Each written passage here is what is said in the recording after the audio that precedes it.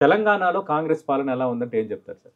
కాంగ్రెస్ పాలన ముఖ్యంగా ఇప్పుడు ఎక్కడ చూసినా కూడా బేసిక్‌గా 10 సంవత్సరాల టీఆర్ఎస్ పాలన తర్వాత, బీఆర్ఎస్ పాలన తర్వాత కాంగ్రెస్ ఇక్కడ వచ్చింది. హ్మ్. సో, కాంగ్రెస్ విజయానికి ముఖ్యంగా రేవంత్ రెడ్డి గారు ప్రధానమైన కారణం. హ్మ్. ఆయన పాదయాత్ర కావచ్చు, ఆయన ఏ విధంగా సమాధానాలు ఇచ్చారన్నది కావచ్చు. సో, ఆ విధంగా వారు ముఖ్యమంత్రి ఓకే. అయ్యారు. హ్మ్. ముఖ్యమంత్రి అయిన తర్వాత ముఖ్యంగా ఏంటంటే తెలంగాణ, హైదరాబాద్ అన్నది ఆటో పైలట్ మోడ్‌లో ఉంది. హ్మ్. సో, ఈ అభివృద్ధి జరుగుతూనే ఉంటుంది.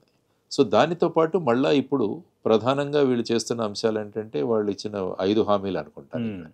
హ్మ్. ఇక్కడ ఇక్కడ 5. 5 గదా!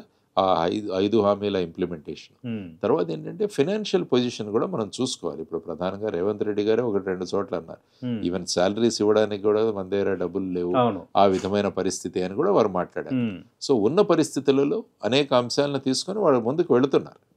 ఎందుకంటే ఇక్కడేంటి అబ్సల్యూట్ మెజారిటీ అన్న కాన్సెప్ట్ లేదు. Yes sir. అటు బీఆర్ఎస్ ఉంది, బీజేపీ వాళ్ళు ఉన్నారు, అవును. ఎంఐఎం పార్టీ ఉంది. వీరందరూ కూడా కలిసి నాకు తెలంగాణలో నచ్చేదేంటంటే హ్మ్. డిస్కషన్స్ చక్కగా జరుగుతాయి యెస్ సార్. అసెంబ్లీలో. అవును. ఏదైనా ఇష్యూ తీసుకున్నప్పుడు మొన్న ఈవెన్ కాళేశ్వరం డిస్కషన్ జరిగిన హ్మ్. హరీష్ రావు గారు మాట్లాడడము, మిగతా వాళ్ళు మాట్లాడడం చూసాం. Issue based, knowledgeable based discussions ఉంటాయి. హ్మ్. కాబట్టి వీరొక కొత్త ప్రపోజల్ మూసీ ఫ్రంట్ డెవలప్మెంట్ అవును. కావచ్చు, లేకుంటే మిగతా ఉన్న ప్రాజెక్ట్స్ ఏవైతే కావచ్చు, గోదావరి జలాలను ఎలా వినియోగించుకోవాలి కావచ్చు, వీటన్నిటి గురించి కూడా వీరు చేస్తున్నారు. హ్మ్. సో, వారి పాలనలో వాళ్ళ దీంట్లో ముందుకు వెళుతున్నారు. It's okay. A good this అంటే థింగ్. కాళేశ్వరం